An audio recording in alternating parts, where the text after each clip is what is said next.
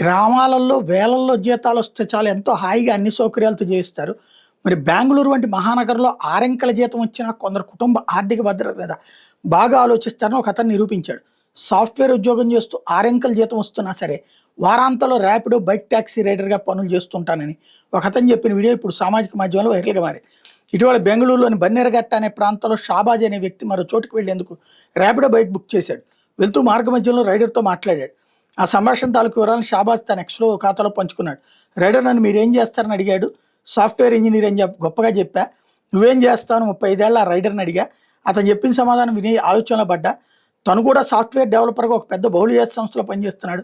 6 అంకెల జీతం వస్తుంది. అతనికి మరి రైడర్గా ఎందుకు చేస్తున్నావు అని అడిగా. వారాంతంలో మాత్రమే పని చేస్తాడట అని చెప్పుకొచ్చాడు. నాకు పెళ్ళైంది, మాకు చిన్నారి, ముగ్గురం ఈ మహానగరంలో వాళ్ళని ఎలాంటి ఆర్థిక ఇబ్బంది లేకుండా చూసుకోవాలనే ఉద్దేశంతో అదనపు ఆదాయం కోసం ఈ పార్ట్ టైం జాబ్ చేస్తున్నానని చెప్పడంతో ఆలోచనలో పడ్డాన్ని షాబాజ్ చెప్పాడు. ఈ పోస్టులకి స్పందనలు వెలువెత్తాయి. భారత్లోని బెంగళూరు వంటి నగరాల్లో ఇంటి అద్దెలు, ద్రవ్యోల్బణం, పిల్లల ఫీజులతో జీవుల వేతలు ఏ స్థాయిలో ఉంటాయి ఉదంతం తేడతెల్లం చేస్తుందని పలువురు నెటిజన్లు అభిప్రాయపడ్డారు. 6 అంకెల జీతం వచ్చే ఉద్యోగులు భిన్నమైన బైక్ రైడ్ వృత్తిని ఎంచుకోకుండా ఈ సాఫ్ట్‌వేర్ రంగంలోని కొత్త కోర్సులు, మెలకువలు నేర్చుకుని ఆ రంగంలో మరింత పైకి ఎదిగి ఆదాయాన్ని రెట్టింపు చేసుకొని పలువురు అభిప్రాయపడ్డారు. ఇప్పుడు నిన్న అమెరికాలో చనిపోయినటువంటి అబ్బాయి పరిస్థితి ఏంటి? అతను ఎంఎస్ కంప్లీట్ చేశాడు, కానీ అతను ఉద్యోగం చేస్తూ పార్ట్ టైం చేస్తున్నారు. ఇక్కడ ఏమైపోయిందంటే అతి పెరిగిపోతుంది. సంతృప్తిని చంపేశాం. ఇప్పుడు మన అమ్మ నాన్నలు లేకపోతే మన తాత ముత్తాతల కాలంలో చదువు ఏది ఒంటి నిండా నగలు దిగేసుకున్నందుకు ప్రత్యేక విలువ ఇచ్చేవాళ్ళు కాదు.